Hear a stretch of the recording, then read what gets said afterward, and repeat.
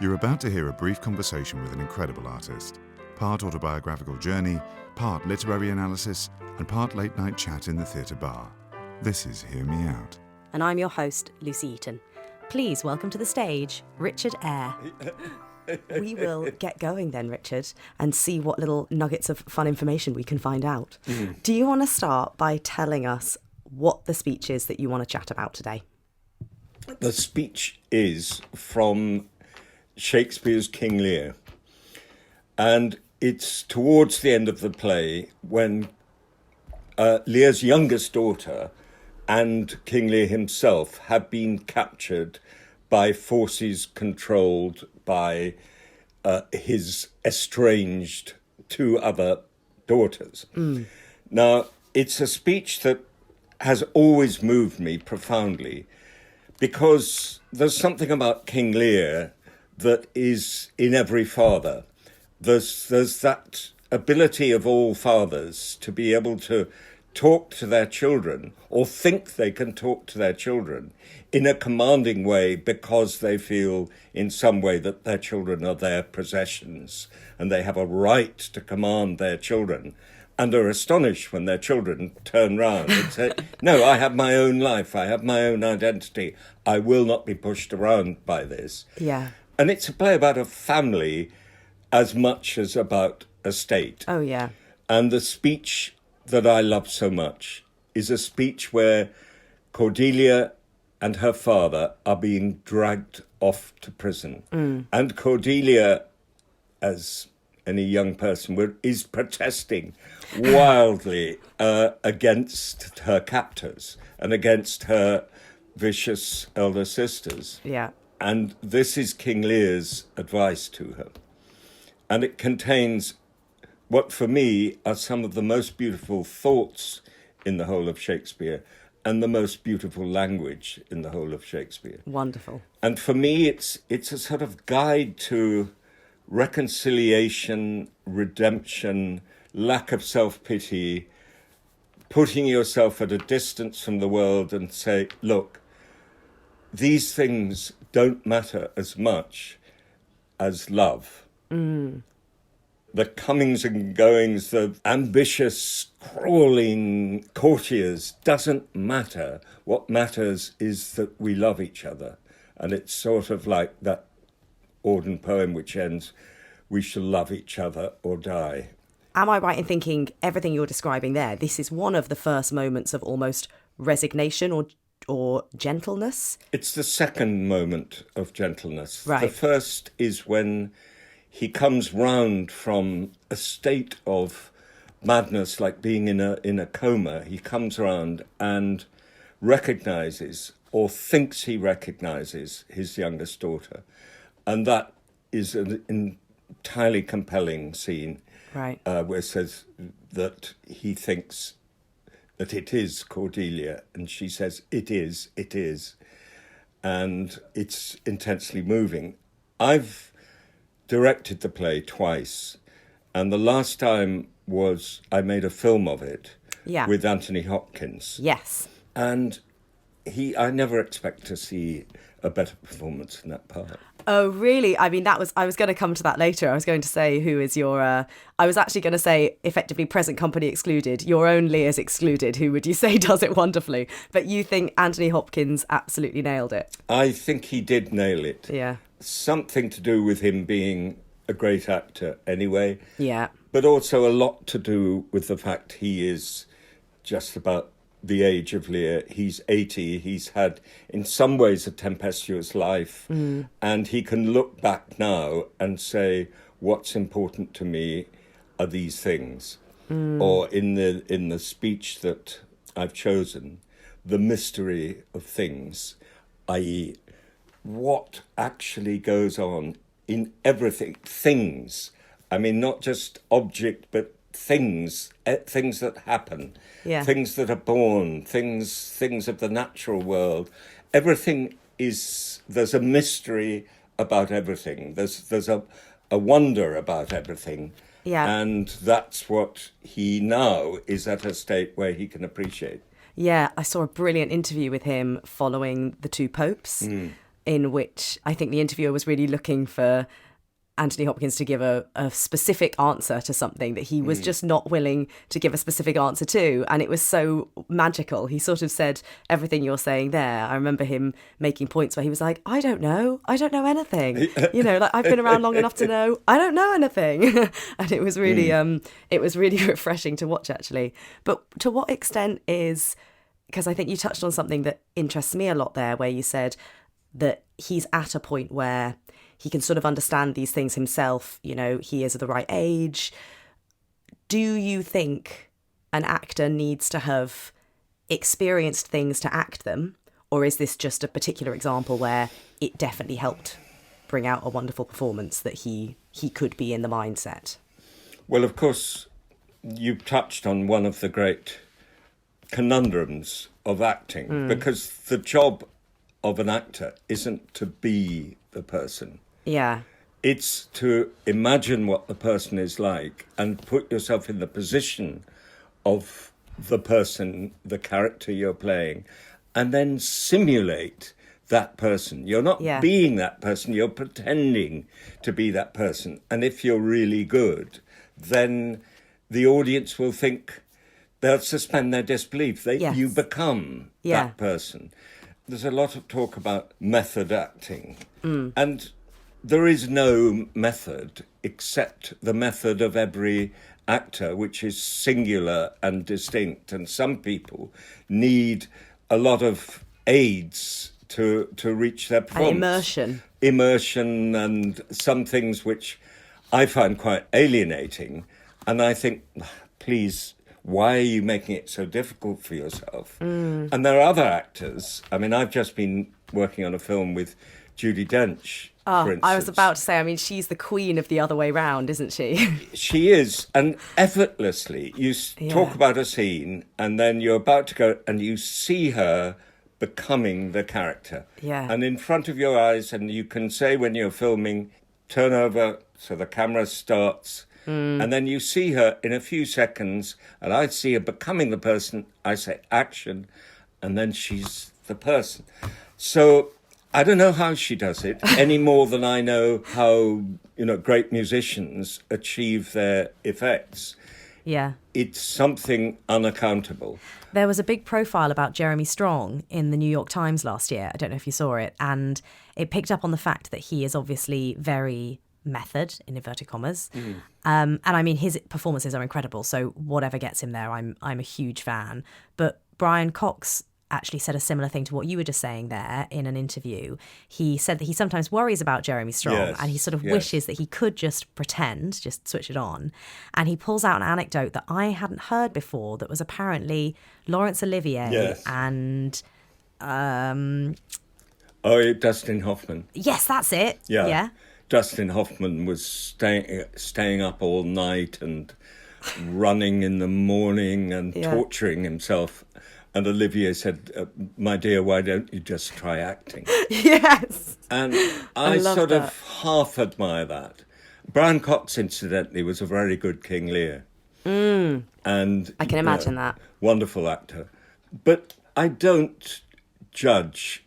It can be irritating if if you have a group of 10 actors, you have 10 different methods of acting. Yeah. And some people will need to erect complicated scaffolding around their performances and climb up step by step and painfully slowly often, to the point that you despair that they'll ever get to the top of the scaffolding.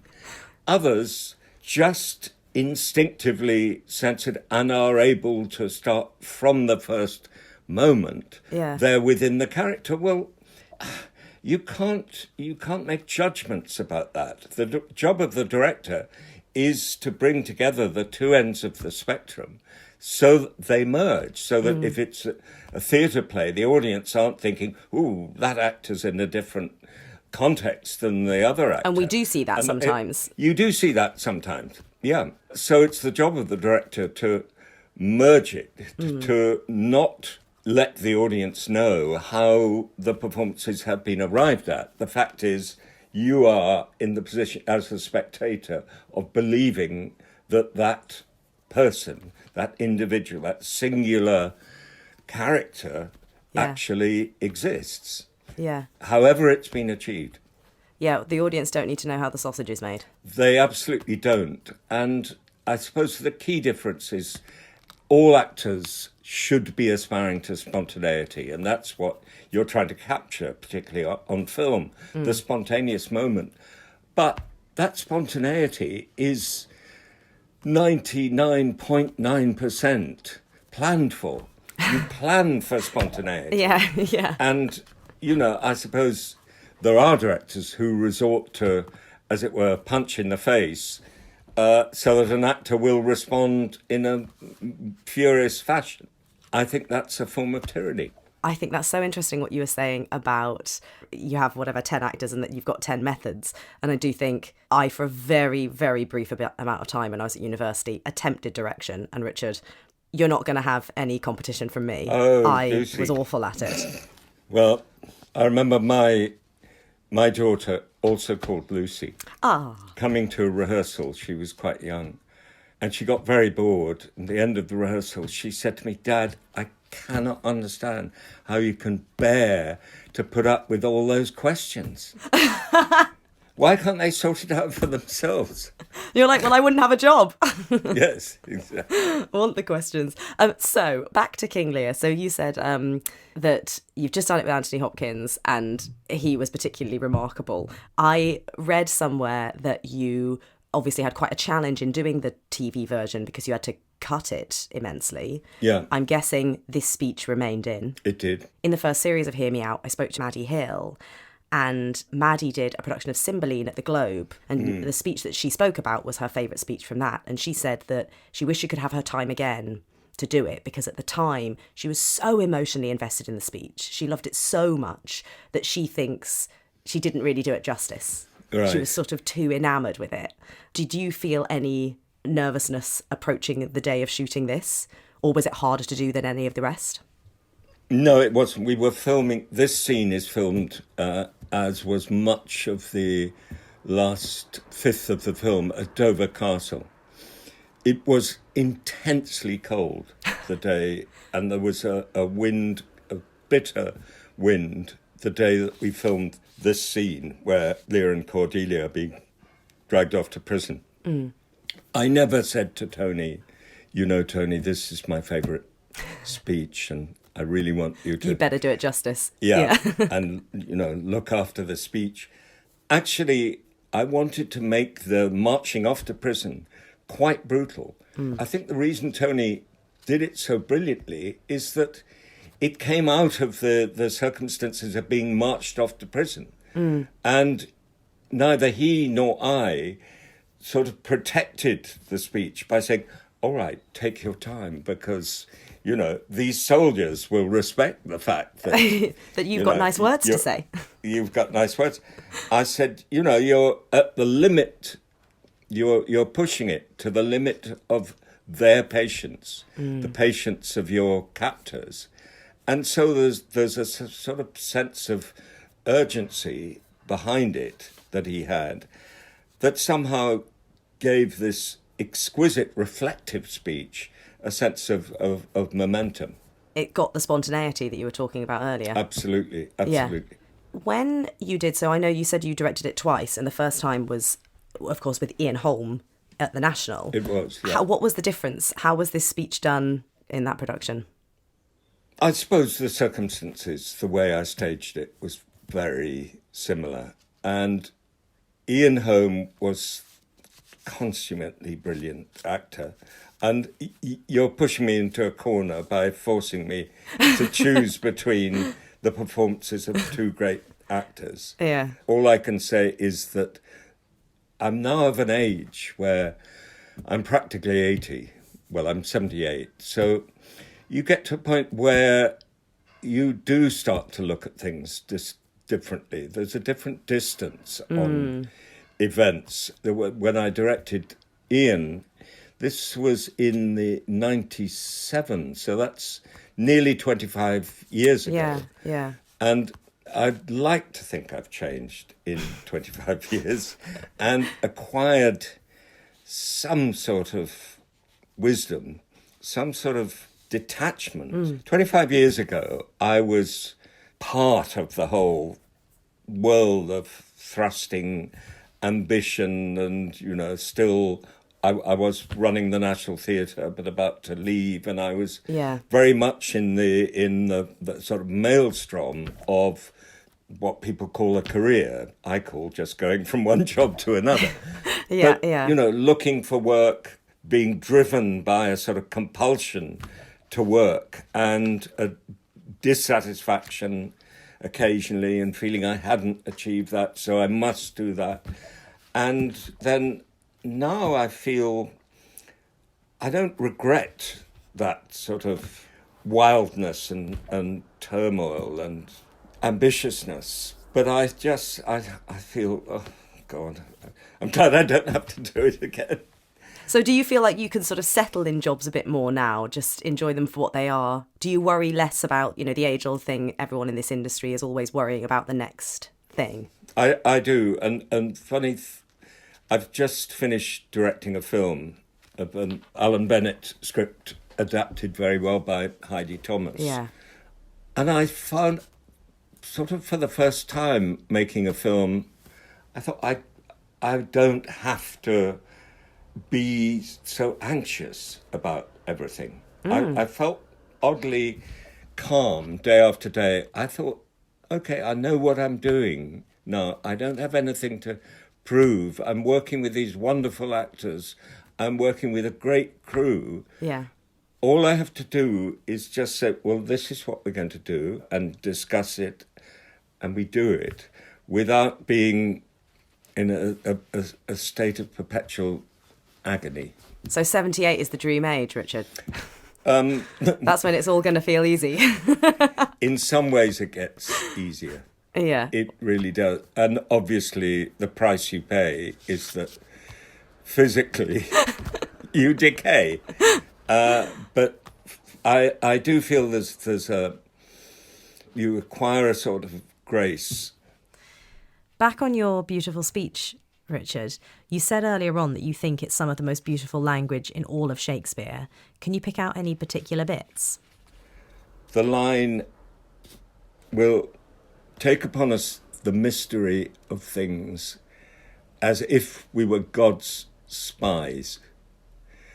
And the idea of being God's spies, of looking at the world, and you have this play that is so ambitious that where you feel he's wanting to write about everything, about politics, about the world of the spirit, and about all forms of love, of paternal love and fraternal love and sisterly love and spiritual love and sexual love.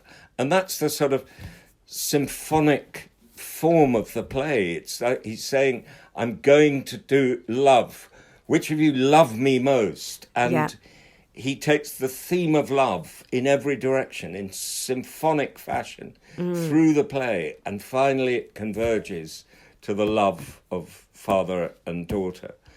And it's a play that is so wildly and insanely ambitious.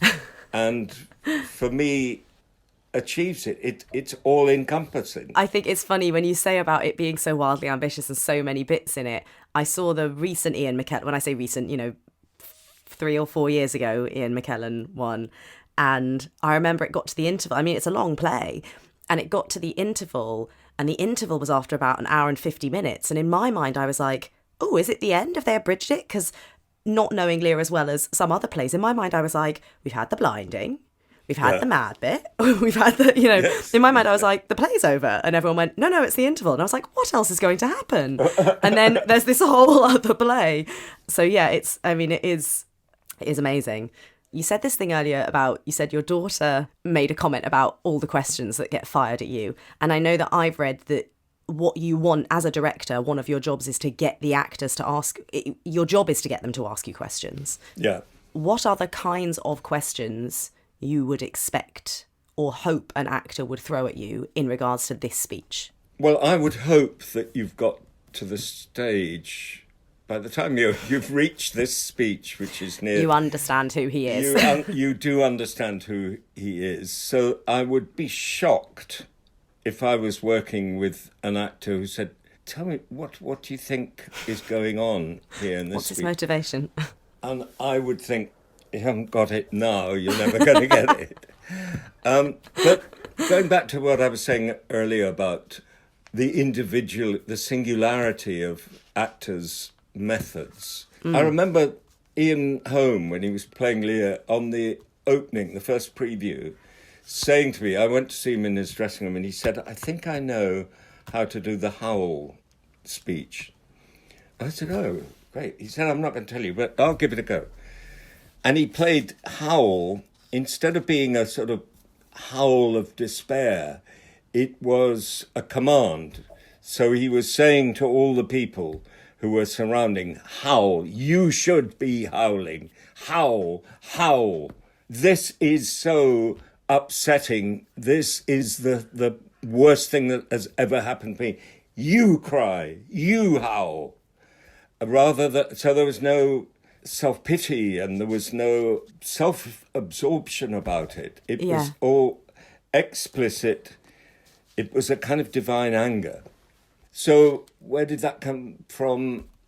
I guess we'd talked often about that moment, and that had come out to Ian in the moment. And sometimes you can be halfway through a run and you get a new idea of how something ought to be done. Absolutely. And that's the thing that theatre, the audience, teaches you, because, that's another thing about spontaneity, that the actor has to be spontaneous or appear spontaneous. At the same time, they're actually listening, and in some cases watching the audience and remembering everything. If you say to an actor the next day, you say, you know that moment where you picked up the pen? Do you think maybe you should put the pen down later?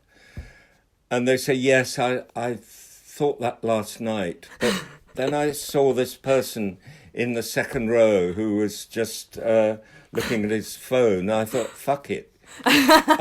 And you think, but I had no idea, because the actor appeared to be perfectly spontaneous. But of course, there's always one part of the brain that is monitoring what you're doing. Absolutely. Of course, when I was an actor, that part of the brain became overbearing, and I couldn't continue to act because the third eye was so strong, and I became paralyzed by the critic in my brain saying, you didn't do that very well. So you don't miss the acting at all? No, I don't. I think I was probably quite good at university because I was comparatively unself-conscious and sort of full of I didn't know it was false confidence, but full of confidence. I thought I could do it, and people told me I could do it. And then the moment I started to examine myself and feel and doubt myself, then it was a rapid spiral of decline. Do you have a favourite space in England, or in Great Britain, not in England, in the UK as a whole? I love the Royal Court. I love putting on plays at the Royal Court. I love the auditorium of the Royal Court. Wyndham's Theatre is a wonderful theatre for plays. The Cottesloe Theatre, now called the Dorfman, is a wonderful space. I've had so many happy experiences putting on shows there. Pretty well any theatre that is designed by the Victorian architect Frank Matcham.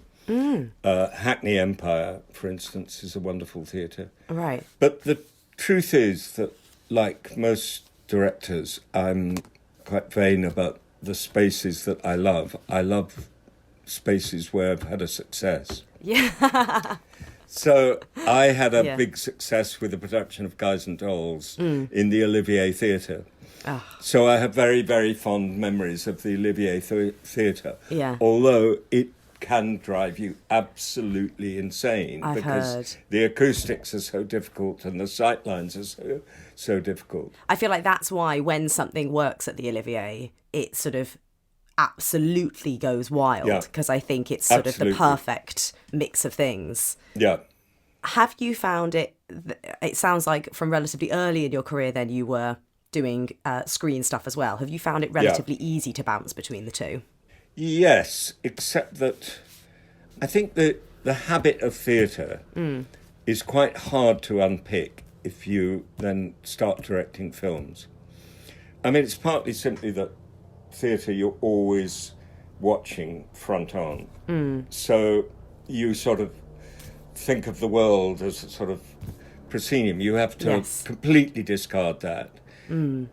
In film, you have the ability to change the audience's point of view from moment to moment. Every time you change a shot, the angle of a shot, the size of the shot, and the way you use sound and the way you edit a film, what lens you use, how you tell a story, all of it is thoroughly different from what you do in the theatre. And it's hard to unlearn. And I had a wonderful lesson from a very good cinematographer when I was doing a film early on.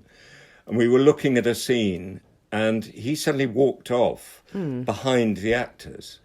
And I went and joined him. What he was doing is saying, the scene is much more interesting from this angle.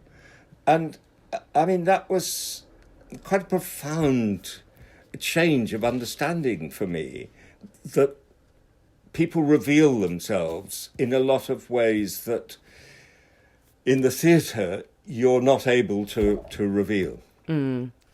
But theatre is, you form a group, you start off on your journey, beginning of rehearsal, full of optimism. You have a group of people who, the idea is you unite, this group of people coheres, you perform, you produce a model society to do this piece of work, which you then offer up to an audience, and it's either corroborated or not.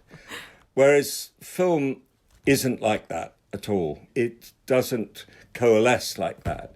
It's a linear series of disparate moments. And it's possible to have, a gloriously successful day when you're shooting with one lot of actors and the scene is going brilliant. And the next day you've got a different, and you can't make the scene live. Yeah. And then you put it together. Yeah. And I'm at this stage where think I've had a really good, the last 7 weeks have been great. I'm now waiting to see if what I've done, if the whole is greater than the sum of the parts. But my experience with the first time you see what's called an assembly, it's always disappointing because it's always somehow less than the sum of the parts until you start to do all the mold tricks them and together, things. Yeah. and it becomes a sort of sculptural thing. You take out a bit there, you add a bit there, and this sort of maquette grows. And then there comes a stage editing a film that, curiously, it acquires its own life, and it becomes, this is one of the mystery of things, that it becomes something that is itself. There's no shortcut to that. Yeah. It just emerges over weeks of editing. Yeah. And it's a marvellous process, and one that is quite elusive.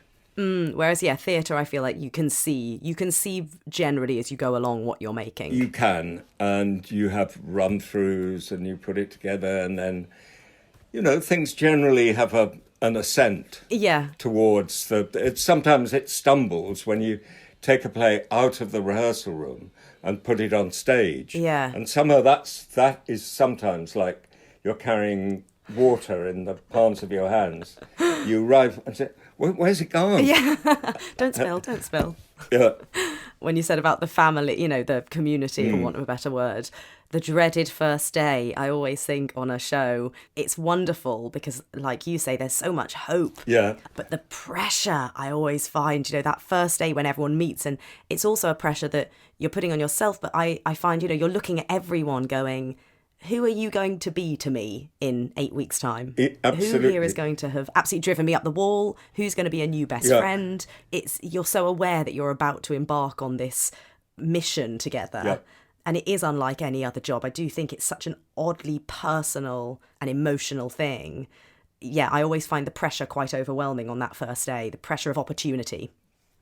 I wrote a poem about this. Would you read it? Shall I read it? Yeah. Yeah. It's called The Start. The start of all rehearsals is the same. Lines of curling, silvery, sticky tape frame the set, and props and hats and skirts lie out, scattered, ready for our childlike game.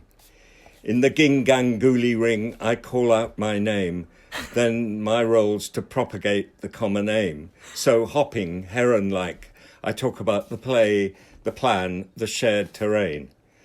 Virulent with nerves, I assert, indeed exclaim, that we're like pilgrims bonded by the claim to labour for the mutual good and be devout believers in self-exposure without shame. I'm faithless, but for the faith which I proclaim, that we depend on metaphor to sustain the alchemy of the ordinary without snubbing our need to entertain.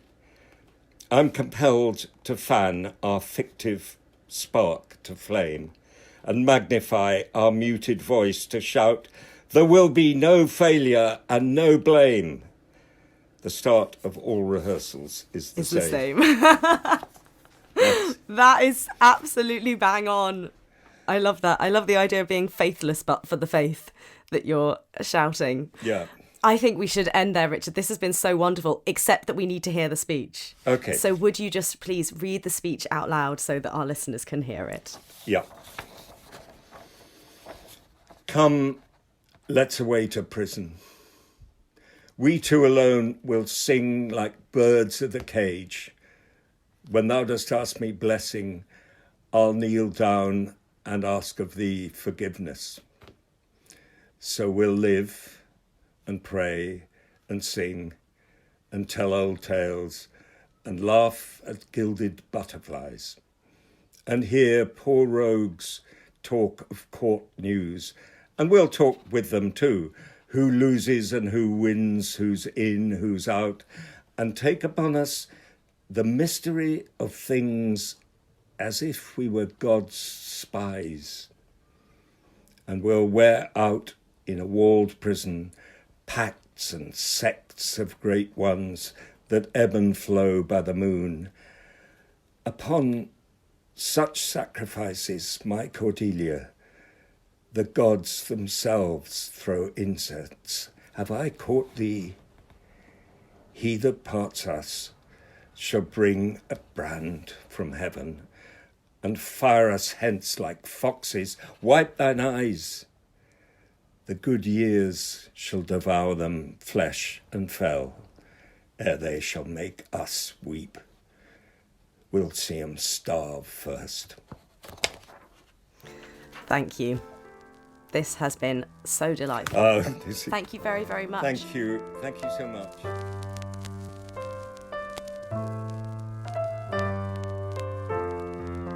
Hear Me Out is a Lucy Eaton Productions podcast. Music composed by Tristan Kay and artwork by Rebecca Bright. Our heartfelt thanks to the estates and license holders that allow us to read our guests' speech choices. If you've enjoyed what you've heard, please subscribe, rate and review. You can follow us on social media at Pod Hear Me Out and enjoy visual clips of the interviews on our YouTube channel. Finally, if you would like to support Hear Me Out, go ahead and click the Patreon link at the bottom of the episode bios.